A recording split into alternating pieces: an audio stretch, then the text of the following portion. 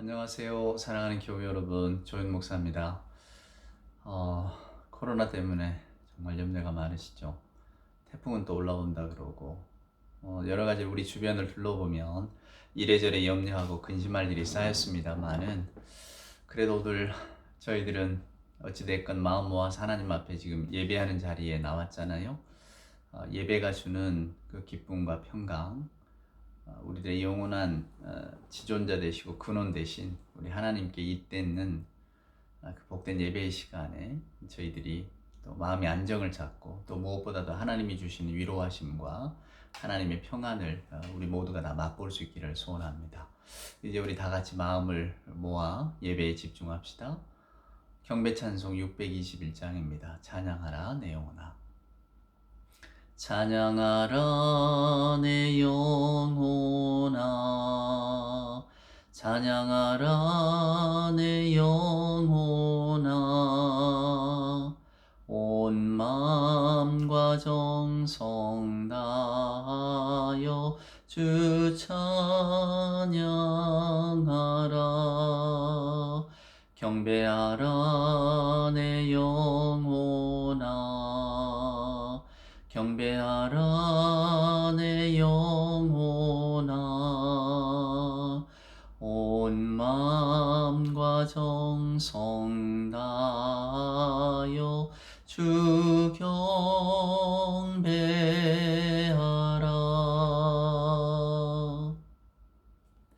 다 같이 사도신경으로 우리들의 신앙을 고백합시다. 전능하사 천지를 만드신 하나님 아버지를 내가 믿사오며 그 외아들 우리 주 예수 그리스도를 믿사오니 이는 성령으로 잉태하사 동정녀 마리아에게 나시고 본디오 빌라도에게 고난을 받으사 십자가에 못 박혀 죽으시고 장사한 지 사흘 만에 죽은 자 가운데서 다시 살아나시며 하늘에 오르사 전능하신 하나님 우편에 앉아 계시다가 저리로서 산 자와 죽은 자를 심판하러 오시리라. 성령을 믿사오며 거룩한 공예와 성도가 서로 교통하는 것과 죄를 사하여 주시는 것과 몸이 다시 사는 것과 영원히 사는 것을 믿사옵나이다. 아멘. 성시를 교독합시다. 오늘 함께 교독할 성시는 교독문 38번입니다. 시편 92편 가운데 가려 뽑은 말씀. 지존자여 시편금과 비파와 수금으로 여호와께 감사하며 주의 이름을 찬양하고 아침마다 주의 인자하심을 알리며 밤마다 주의 성실하심을 베품이 좋으니이다. 여호와여 주께서 행하신 일로 나를 기쁘게 하셨으니 주의 손이 행하신 일로 말미암아 내가 높이 외치리이다. 의인은 종려나무같이 번성하며 레바논의 백향목같이 성장하리로다. 이는 여호와의 집에 심겼으며 우리 하나님의 뜰 안에서 번성하리로다. 그는 늙어도 여전히 결실하며 진액이 풍족하고 빛이 청청하니 여호와의 정직하심과 나의 바위 되심과 그에게는 불의가 없음이 선포되리로다. 아멘. 오늘 예배 찬송은 542장입니다. 구주 예수 의지함이 심히 기쁜 일일세. 함께 찬송합시다. 구주 예수 의지함이 심히 기쁜 일일세. 영생 허락 받았으니 의심 아주 없도다. 예수 믿는 것은 받은 증거 많도다. 예수 귀한 예수 믿음 더욱 주소서. 구주 예수 의지함이 심히 기쁜 일일세. 주를 믿는 나의 마음 그의 피에 적시네. 예수 믿는 것은 받은 증거 많도다. 예수 귀한 예수 믿음 더욱 주소서. 구주 예수 의지하여 죄악 벗어버리네. 안위 받고 영생함을 주께 모두 얻었네. 예수 믿는 것은 받은 증거 많도다. 예수 귀한 예수 믿음 더욱 주소서. 구주 예수 의지하여 구원함을 얻었네. 영원 무궁지나도록 주여 함께 하소서. 예수 믿는 것은 받은 증거 많도다. 예수 귀한 예수 믿음 더욱 주소서.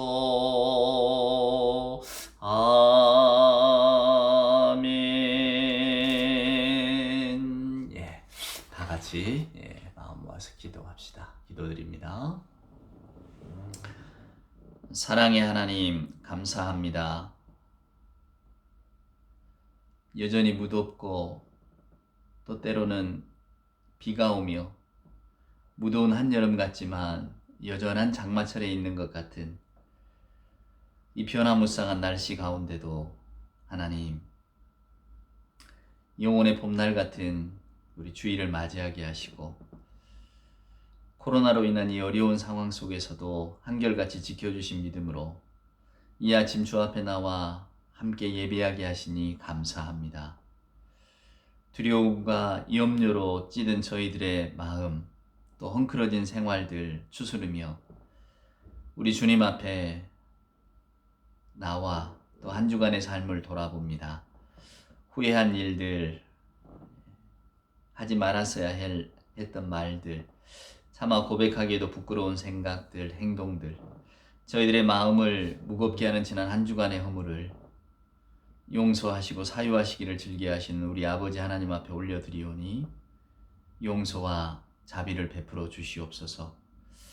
하나님, 한결 더 기승을 부리고 있는 코로나로 인하여 저희들이 많이 불안하고 또 염려가 가득합니다. 생업이 이태로운 이들, 삶이 불안정한 이들, 특별히 어렵고 힘든 이들에게 더 큰 어려움으로 다가오는 이 코로나와 같은 지금 이 상황들 속에 저희들 불안하고 초조한 심령입니다. 하오나 오늘 이 예배를 통하여서 불안하고 초조했던 심령이 든든하여지고 세상의 그 무엇도 우리를 두렵게 하지 못한다는 믿음의 고백이 이 예배를 통하여 저희들의 영혼 깊은 곳에서 쏟아지게 하옵소서. 삼라만상의 모든 생명을 사랑하시는 하나님, 이 땅에 고통받는 자들과 늘 함께 하시고 마리아의 고백과 같이 높음과 낮음의 경계가 무너지고 부와 빈의 차이가 없어지며 눈물과 한숨이 사라지는 그런 복된 아버지 하나님의 나라, 그 날을 오늘도 간절히 바라오매 하나님, 무엇을 가졌고 또 어떤 일을 하느냐가 아니라 하나님의 생명 받은 사람으로 그 존재들이 모두 귀함을 받는 그런 세상이 되게 하여 주시옵소서. 이 시간 어렵고 힘든 가운데도 저희들 마음을 모아 예배합니다. 나에게로만 영혼이 집중되어져 있던 저희들의 눈을 크게 뜨게 하여 주옵시고 십자가에서 모든 것을 내어주셨던 우리 구주 예수를 생각해 하옵소서. 저희들의 소박한 기도와 또 간절한 바람이 솔로몬의 영광 같은 세상의 큰 것은 작게 여기고 들풀과 같이 하찮게 여겨지는 모든 것들을 귀하다 하신 우리 구주 예수님의 마음을 닮아가기를 소원합니다. 하나님, 오늘 또 들려주실 생명의 말씀을 고대합니다. 그 말씀 가운데서 힘을 얻게 하시고 저희들 세상의 근본을 흔들 수 없는 우리 하나님을 향한 굳센 믿음으로 오늘 이 시간 모두가 다 똑바로 서서 세상에 주는 염려와 불안 가운데 자유케 하여 주시옵소서. 말씀을 사모하는 이들에게 은혜 충만한 말씀으로 채워주실 줄 믿사옵고 예수님의 귀하신 이름으로 기도드리옵나이다. 아멘. 예, 오늘은 창세기에 있는 말씀을 한 절 같이 보도록 하겠습니다. 창세기 6장입니다. 창세기가 저희들이 다 이해하지 못하는 말씀들이 많이 속해 있는데, 특별히 창세기 6장 1절로 4절은 물론 홍수 전에 사람들이 어떠했는가, 왜 하나님께서 홍수를 일으키실 수밖에 없었는가에 대한 어쩌면 간략한 설명인데, 이 부분이 제일 난해한 구절 중에 하나입니다. 그래서 오늘 이 말씀을 통해서 하나님의 사랑을 다시 한번 저희들이 상고하고자 합니다. 한번 보세요. 창세기 6장 1절로 4절입니다. 자, 제가 1절부터 한번 같이 읽어보겠습니다. 사람이 땅 위에 번성하기 시작할 때에 그들에게서 딸들이 나니 하나님의 아들들이 사람의 딸들의 아름다움을 보고 자기들이 좋아하는 모든 여자를 아내로 삼는지라. 여호와께서 이르시되 나의 영이 영원히 사람과 함께하지 아니하리니 이는 그들이 육신이 됨이라. 그러나 그들의 날은 120년이 되리라 하시니라. 당시의 땅에는 네피림이 있었고 그 후에도 하나님의 아들들이 사람의 딸들에게로 들어와 자식을 낳았으니 그들은 용사라 고대의 명성이 있는 사람들이었더라. 아멘. 하나님의 아들들이 누굴까? 사람의 딸들은 짐작할 것 같은데 하나님의 아들들이 누굴까? 여기에서 저나 여러분의 의문점이 출발합니다. 오늘 6장 1절이 이렇게 시작하죠. 사람들이 땅 위에 번성하기 시작할 때에. 하나님께서는 사람들에게 생육하고 번성하라 하셨습니다. 그러니까 창세기 6장은 사람이 땅 위에서 번성하기 시작했다는 것은 결국 하나님의 명령에 따라서, 또한 하나님이 보시기에 좋은 사람이 자기의 책무를 다하고 있을 때라는 이야기입니다. 그러니까 별로 이렇게 암울하다 혹은 잘못되어 가고 있다 이런 뜻은 아닌데, 오늘 2절에 보니까 하나님의 아들들이 사람의 딸들의 아름다움을 보고 자기들이 좋아하는 모든 여자를 아내로 삼았다 이렇게 되어 있습니다. 많은 분들이 이 하나님의 아들들이 누구냐? 천사들이다 말이야. 천사들이 사람의 딸들과 관계를 맺고 거기서 자식을 낳음으로써, 여기 6장 4절에 보면 용사라 그러잖아요. 용사가 있었다. 용사들이었다. 이렇게 천상의 존재와 육신의 존재가 이렇게 결합을 하니까 이제 용사, 세상에서는 잘 볼 수 없는 아주 뛰어난 인간들이 태어나는구나. 우리는 이렇게 생각하기 쉽습니다. 근데 여러분, 이게 어디서 많이 들어본 이야기 같지 않습니까? 맞습니다. 그리스 로마 신화에 자주 나오는 이야기입니다. 신들과 사람의 딸들, 즉 신들이 대부분 남자니 가부장적 시대잖아요. 그러니까 신들은 대부분, 여신이 없는 건 아니지만 대부분 이제 남신들이고, 또 이 남신들이 그리스 로마 신화를 읽어보면 많이 사람의 딸들과 관계를 해서 자식을 낳는데, 그 자식이 이제 영웅들이었다. 그리스 로마 신화에 나오는 영웅들이 대부분 이렇게 반신반인의 모습을 많이 갖고 있잖아요. 그러니까 우리가 성경을 하나님의 아들들이었다, 혹은 천사들이지, 이건 천상의 존재들이지, 사람의 딸들이었다, 그래, 천상의 존재와 인간이 관계를 맺어서 아주 뛰어난 인간이 태어났겠지, 이렇게 해석을 해버리면 어쩐지 좀 신화적인 해석이 되지 않겠습니까? 그래서 이 본문이, 사랑하는 여러분, 굉장히 난해한 본문이 되어집니다.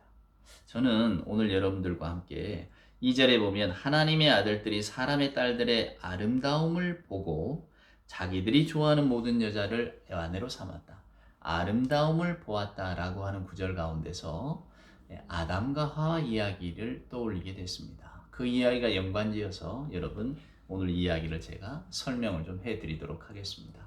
창세기는 재미가 있지만요, 사랑하는 여러분, 왜 모두가 다 궁금해하는 세상이 어떻게 생겨났는가, 사람은 어떻게 생겨났는가, 세상의 질서는 어떠한가, 가장 근본적인, 종교의 가장 근본적인 질문에 대한 해답이 나와 있는 책이기 때문에 창세기는 누구나 다 궁금해합니다. 그리고 창세기를 이렇게 오래도록 읽다 보면 굉장히 재미가 있어요. 하지만 또 하나는 재미도 있지만 의문이 많이 생깁니다. 이 시대의 어떤 그 묘사라든가 혹은 이 시대의 관습이라든가 이 모든 게 다 들어가 있잖아요. 지금 우리하고는 너무 시공간이 멀리 떨어져 있어서 지금 우리 현대식으로 이것을 이해하거나 받아들이기가 참 어렵다 그 말입니다.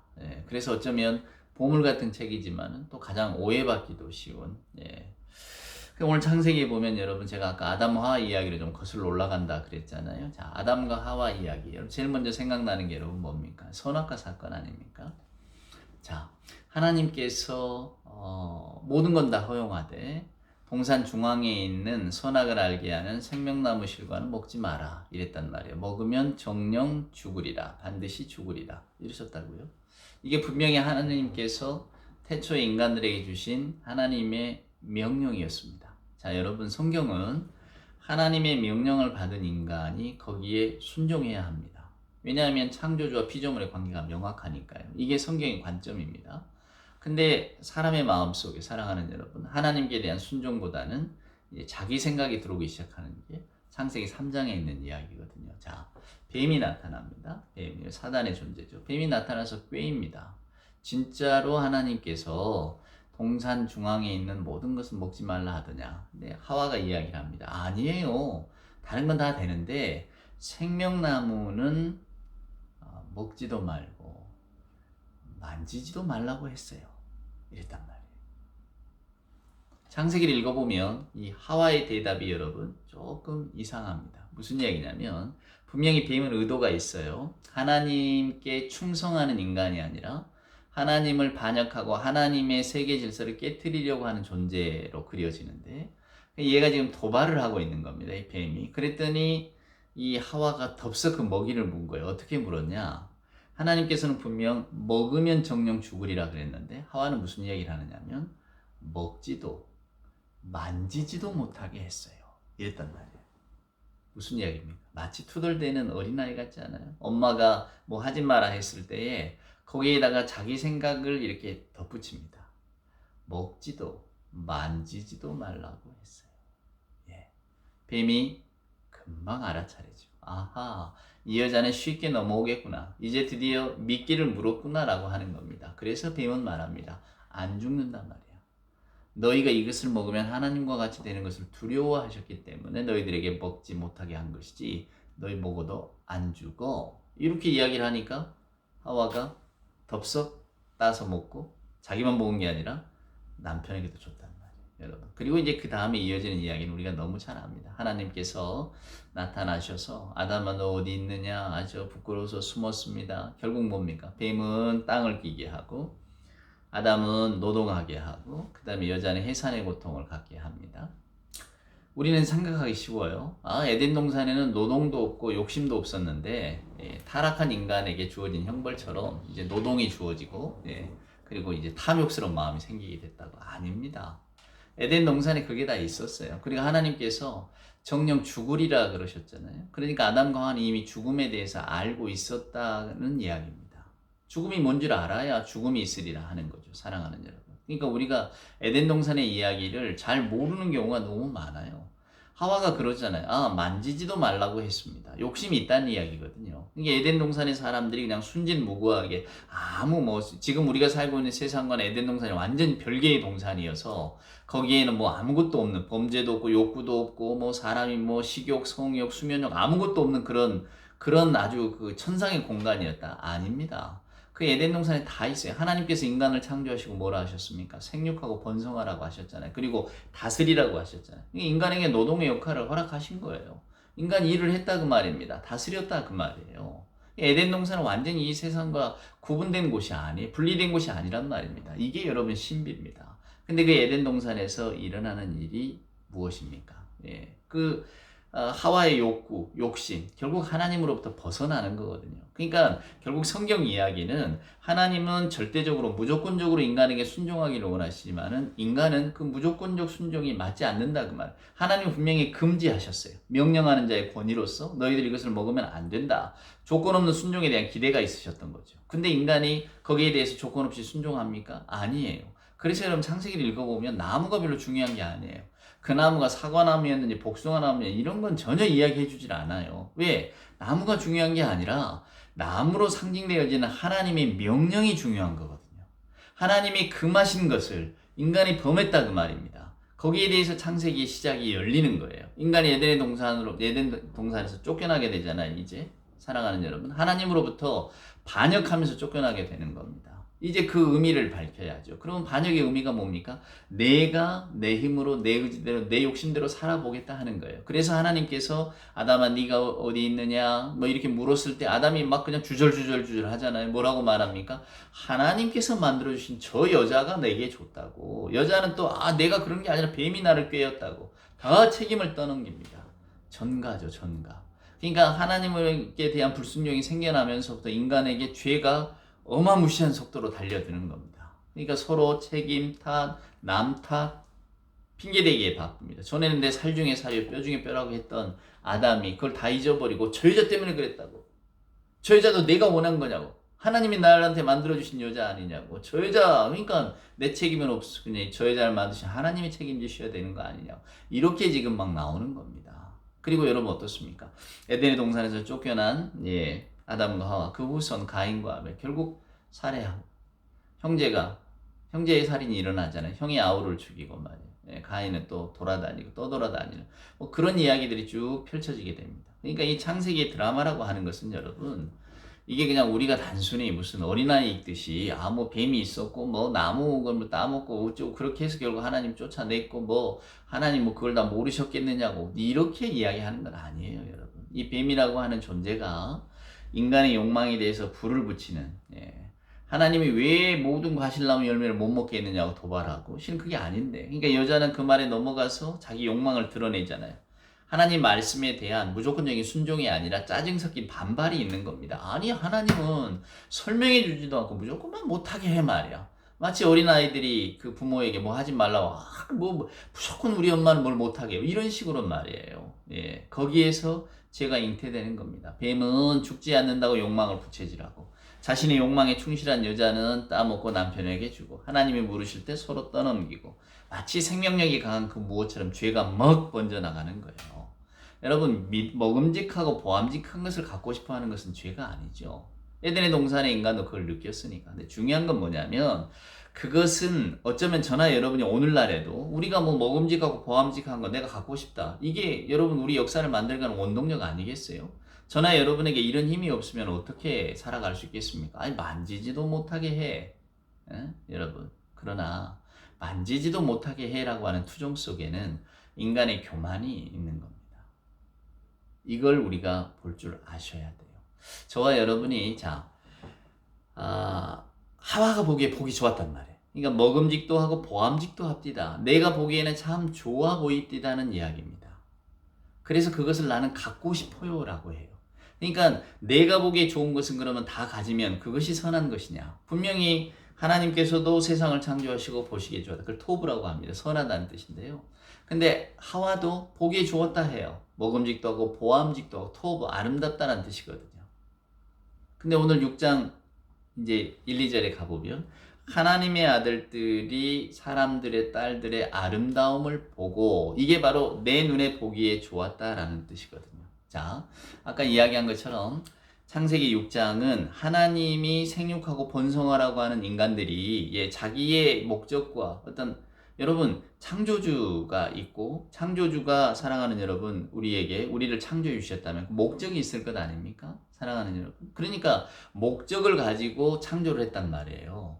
그러니까 그 목적에 따라서 지금 인간들이 잘 살아준 겁니다. 왜냐하면 생육하고 번성하라고 했으니까 생육하고 번성한 거죠. 그런데 오늘 성경을 보면 사람의 딸들의 아름다움을 보고 하나님의 아들들이 그 여자들을 데려다가 취했다 이렇게 되어 있어요.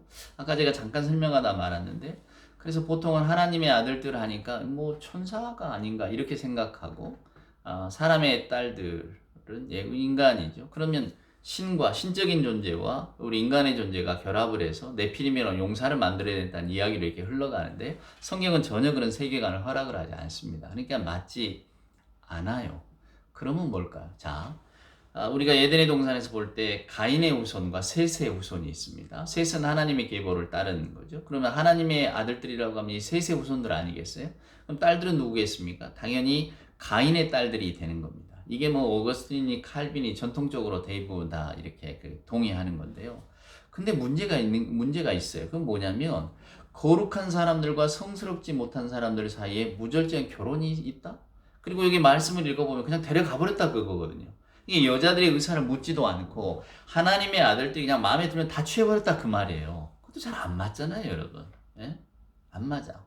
그리고 우리가 가인의 이야기를 보면 가인이 땅에서 저주를 받을지라 그랬으니까 이제 어떤 분들은 가인의 후손들이 번성했을 리가 없단 말이야. 그러면 번성한 후손들이 누구겠느냐? 그러면 셋의 후손들 아니겠는가? 그러면 사람의 딸들을 그러면 셋의 후손이라고 치자. 왜냐하면 번성하던 때에 딸들이 늘어났다고 하니까. 그럼 하나님의 아들들은 누구냐? 그럼 결국 하나님의 아들들은 가인의 후손들이 되는 거예요. 말도 안 되죠. 그래서 여러분 이 본문이 굉장히 해석하기가 어려운 본문이 되는 겁니다. 그래서 그냥 하나님의 아들들은 경건한 신앙인, 딸들은 그저 보통 사람들 이렇게 보기도 합니다. 즉 하나님을 잘 섬기지 않던 사람들. 그러니까 결국 이 이야기는 6장 1절에 있는 1, 2절에 있는 이야기는 하나님을 잘 아는 경건한 사람들과 하나님을 모르는 사람들 사이에 결혼 관계가 맺어지니까 어떤 일이 생겨났냐 그 말이에요. 예, 여러분 3절에 보시면 여호와께서 이르시되 나의 영이 영원히 사람과 함께 있지 아니하리니 이는 그들의 육신이 됨이라. 그러나 그들의 날은 120년이 되리라 하시니라. 우리는 아까도 제가 말씀드렸지만 에덴의 동산에서 아담과 하와에게는 죽음이 없었을 거라고 생각합니다. 그러니까 생명나무도 있고 있겠죠. 그러나 하나님께서 분명히 아담과 하와에게 이 선악을 알게 하는 과실을 따먹는 순간 너희가 정령 죽으리라 그렇게 말씀을 하셨기 때문에 이미 아담과 하와는 죽음이 무엇인지 알고 있다 그 말입니다. 그러니까 오늘 이 본문을 통해서 비로소 인간에게 죽음이 들어온 것이 아니고 오늘 인간에게 딱 한정된 게 있어요. 그게 뭐냐면 120년이다 그 말이에요. 이 120이라고 하는 숫자가 상징적인 숫자입니다. 1에서부터 5까지 다 곱해보세요. 그러면 120이 나옵니다. 그러니까 보통 이제 동양에서는 천지인, 하늘, 땅, 사람, 그 다음에 동서남북. 그래서 3, 4, 12. 그래서 12를 완전 숫자로 보는 거예요. 천지인, 동서남북.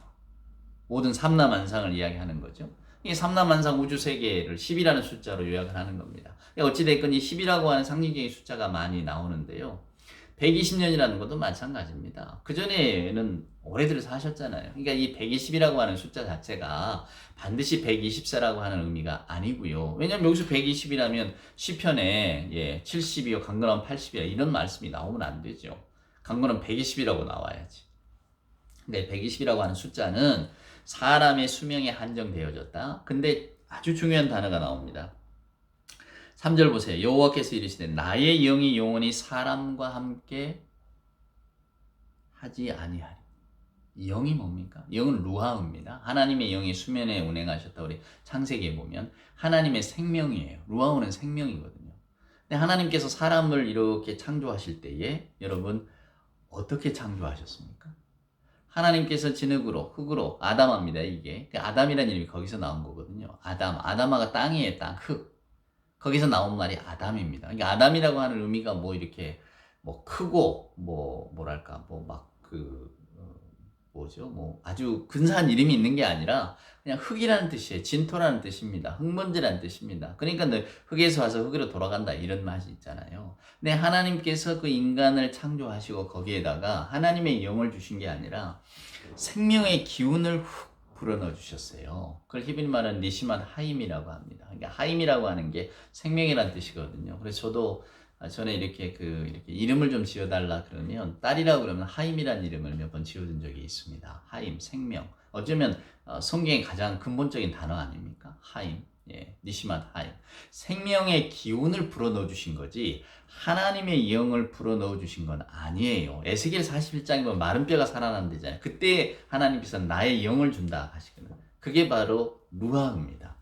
그러니까 오늘 이 말씀은 하나님의 나의 영이 영원히 그 사람과 함께하지 아니하리니 이 말이 결국 사람은 죽을 수밖에 없는 존재라고 하는 뜻입니다. 내가 그에게 생명의 기운을 불어넣어 줘서 그가 사람이 되지 않았느냐. 그러나 나의 영이 머무르면 영원히 죽지 않는 것인데 나의 영이 그에게 같이 머무르지 않는다라고 분명히 말씀하셨거든요. 근데 예수 그리스도의 십자가 사건을 통해서 그 하나님의 생명의 영이 예수를 믿는 우리들에게 주어졌다는 것이 성경의 핵심적인 가르침입니다.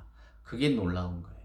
그러니까 하나님께서 스스로 이것을 이렇게 회복시키십니다. 사랑하는 여러분, 놀랍죠? 근데 4절을 보면 당시 땅에는 네피림이 있었고 그 후에도 하나님의 아들들이 사람의 딸들에게 들어와 자식을 낳았으니 그들은 용사라 고대의 명성 있는 사람이었다.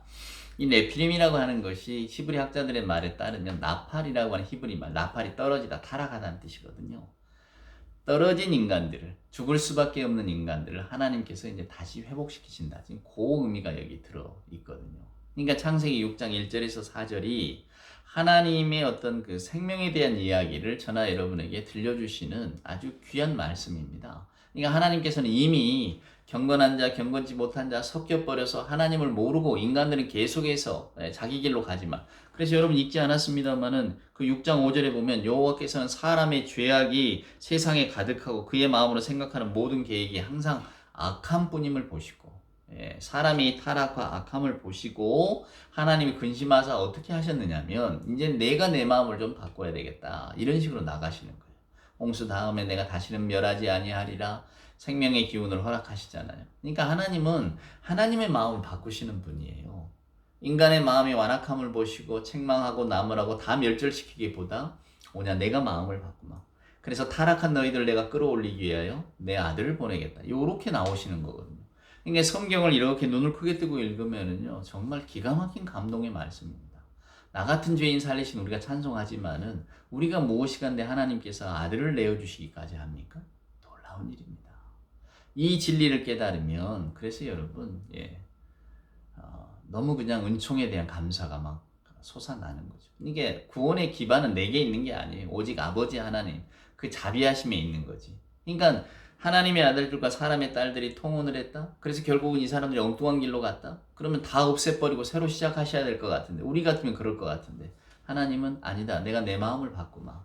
내가 저들에게 사랑을 베풀이라. 내가 저들에게 은혜를 더 크게 베풀리라. 다시는 내가 진멸하지 아니하리라. 홍수 사건 이후에 하나님께서 이렇게 마음을 바꾸시는 장면이 성경에 쭉 기록되어져 있잖아요. 놀랍죠?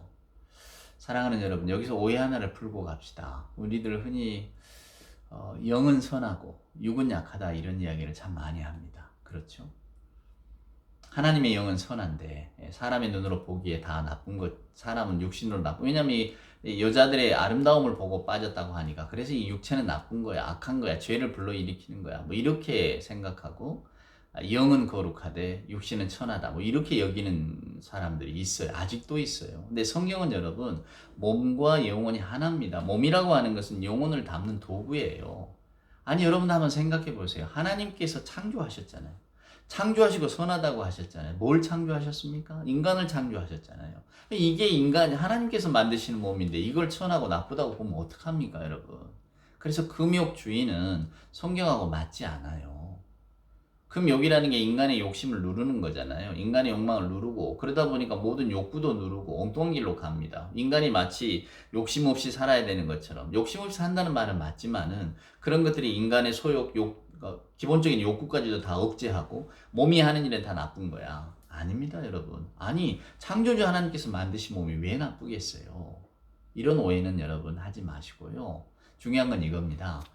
하나님의 아들들이 사람의 딸들의 아름다움을 보고 빠졌다고 하잖아요. 그러니까 아름다움을 본 거지만 어떤 마음으로 보는 거냐, 이게 문제예요.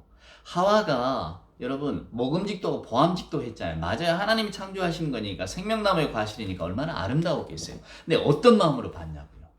욕심을 가지고 봤단 말이에요. 그래서 내가 저것을 내가 취해야지 생각한 겁니다. 저걸 내가 가져야지 생각한 거예요. 그것이 나쁜 겁니다. 사람의 딸들이 아름다움을 보고 아름다운 거죠. 남자도 아름답고 여자도 아름답고 하나님 창조에 다 아름답습니다. 근데 어떤 마음으로 봅니까? 내가 마음대로 취하고 내가 마음대로 써버리고 내가 내 욕구대로 사용하겠다. 그 마음으로 취하기 때문에 그게 잘못된 겁니다. 그게 엉뚱한 길로 끌고 가는 거예요, 여러분. 그러니까 오늘 6장에 있는 이런 구절들을 뭐 어떤 그 육신의 뭐를 이렇게 영육 분리를 해가면서 영혼은 선하지만 육신은 악하다, 이런 식으로 될 게 아니에요. 봐라 말이야. 하나님의 아들들이 사람의 딸들의 육체의 아름다움을 보고 빠졌대잖아. 이게 천하에 망할 일이다 말이야. 엉뚱한 길로 간다. 그게 아니란 말이에요. 어떤 눈을 가지고 보느냐가 가장 중요하다는 겁니다. 그래서 결국은 마음이라고 하는 것, 결국 몸이 마음에 담겨 있는 거잖아요. 그러니까 이게 뗄 수가 없어요. 근데 어떤 마음을 가지고 그것을 바라보느냐, 하나님의 아들들, 경건한 신앙인들도 어떤 마음을 가지고 사람의 딸들을 바라보느냐, 그들의 아름다움을 어떻게 봤습니까? 아, 하나님이 창조하신 너무 아름다운 존재구나, 귀한 존재구나, 우리가 하나님께서 돕는 배필이라고 하냐, 같이 더불어 살아가야지, 이게 아니고 내가 원하면 뭐든 취할 수 있다, 내가 원하면 뭐든 가질 수 있다, 이런 마음으로 취하고 자기 힘의 논리를 가니까 결국 세상이 엉뚱한 길로 가는 것 아닙니까? 오늘 이 성경의 본문은 거기에 대한 고발입니다. 어떤 눈을 가지고 바라보느냐 하는 거예요, 사랑하는 여러분. 오늘날 우리가 살아가는 세계, 하나님이 만드신 몸 세계가 추할 리가 없죠. 근데 우리는 세계도 마음대로 써버리고 몸도 마음대로 써버립니다. 그리고 내가 눈에 보기에 아름다우니까 다 된다? 아니에요. 그 마음자리가 어떤 마음자리인가를 성경은 우리에게 들려주고 있는 거죠. 여러분, 성경이 가르치면 한마디로 말하면 몸과 마음은 불이 떨어질 수가 없어요. 하나입니다. 하나. 이걸 어떻게 구분한단 말이에요. 그런데 이 몸 안에 사람의 마음이 담겨 있으니까 결국 몸은 영혼을 담는 그릇 아닙니까? 이 몸이 중요한 거예요. 그래서 몸도 건강하게 잘 가꾸셔야 되고, 몸도 정말로 뭔가 이렇게 하나님 주신 것답게 우리가 내게 맡겨주셨잖아요. 생육하고 번성하고 다스리라. 이 몸도 말입니다. 다스리고 잘 건강한 육체로 유지해 가는 것이 가장 중요하죠. 하나님이 주신 몸을 우리가 함부로 할 수 있단 말입니까? 아니, 하나님을 모르는 옛 어린들도 신체 발부는 수지 부모단 말. 다 부모로부터 받은 건데 이거 소홀히 하면 되겠냐? 요렇게까지 해서 몸을 귀하게 여겼는데, 하물며 하나님이 우리를 창조해 주셨다, 이거를 창조하시고 아름답다 하셨다고 하는 그 믿음을 고백하는 우리가 몸을 함부로 해서야 되겠습니까? 근데 그렇다고 해서 그 몸만 이렇게 귀하게 여깁니까? 아닙니다. 몸이란 게 왜 귀하냐면 마음을 담고 있기 때문이에요. 근데 그 마음이 어떤 마음입니까? 오늘 이 성경 6장 1, 2절에 나온 것처럼 그저 자기 아름다움에 취해서, 혹은 하와가 내 욕심 따라서 내가 보기에 좋으니까, 보암직도 하니까 내가 그냥 따먹어버려야지, 이렇게 해서 결국 하나님으로부터 멀어졌듯이 우리의 삶이라고 하는 것도 이런 선택으로 인하여서 하나님으로부터 멀어져가는 경우가 얼마나 많이 있습니까? 사랑하는 여러분, 이것을 분명히 기억하셔야 됩니다. 몸과 마음은 하나입니다. 몸은 우리들의 영혼을 담는 그릇이에요. 그러니까 몸도 소중하고 영혼도 소중합니다. 오늘 주신 본문의 메시지는 분명해요. 아까 제가 하나님의 아들들이 누구냐, 사람의 딸들이 누구냐, 누군지 잘 알지 못합니다. 학자들 따라 너무 많이 의견이 갈리니까. 그러나 저희들 그냥 일반적으로 하나님의 아들들, 경건한 사람, 사람의 딸들, 하나님을 모르는 사람이라고 했을 때에 경건한 사람들에게도, 경건하다고 소위 하나님을 안다고 고백하는 믿음의 사람들에게 그들이 어떤 눈을 가지고 대상과 사람을 바라보느냐에 따라서 어떤 결과를 가져오는가를 성경은 저나 여러분에게 분명하게 들려주고 있습니다.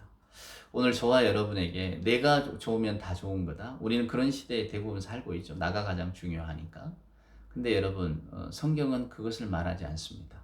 오늘 에덴 동산의 이야기도 해드렸습니다만은 하나님께서 분명히 인간에게 금하신 게 있어요.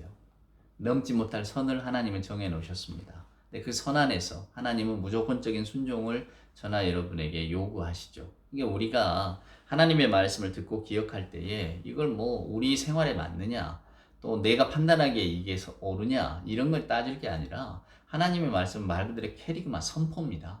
하나님이 이렇게 하라고 하셨다는 거예요. 오늘 하와가 이유도 말씀 안 해주고 말이야, 그걸 못 먹기만 하면 어떡하느냐고, 이런 마음을 가지고 저나 여러분이 하나님의 말씀을 이렇게 대할 부분이 아닙니다. 그래서 때로는 하나님의 말씀이 어렵기도 합니다만 오늘 메시지의 핵심은 분명하잖아요. 그렇게 인간이 곁길로 가고 자기 욕심대로 따라가도 하나님은 끝까지 그 인간들을 책임지시고 인간에게 생명의 영을 주시고 아들 예수 그리스도를 보내주시고 사랑하는 여러분, 그래서 오늘 저와 여러분이 이 예배를 드리면서 내가 누군가, 하나님이 누구신가, 하나님이 나를 얼마나 사랑하셨는가, 그 사랑을 아는 내가 이제는 하나님의 말씀을 어떻게 받아들이고 내 마음속으로 하나님의 말씀을 얼마나 인정하며, 그리고 마음속으로 인정한 하나님의 말씀을 내 몸의 삶을 통해서 어떻게 살아낼 것인가, 이것을 저와 여러분에게 오늘 또 들려주고 계시는 거죠. 여러분, 분명히 기억하십시오. 이 본문 속에서 모호하지만 그러나 분명한 것, 분명히 드러난 하나님의 사랑을 깨달으시고 하나님의 그 사랑 안에서 여러분 자유함과 또 감사함, 그리고 고마운 그런 하나님의 은혜에 대한 생각들이 오늘 우리 가운데 좀 자리했으면 좋겠습니다. 여전히 우리들의 마음은 내 욕심을 이렇게 내 욕구를 따라갈지 몰라도 그러나 주의 말씀은 분명합니다. 하나님의 말씀에 순종하는 자만이 복이 있습니다. 오늘도 이 말씀을 아멘으로 받아들이시면서 하나님이 나를 얼마나 사랑하셨는가 그 은혜에 감복하는 하루가 되기를 소원합니다.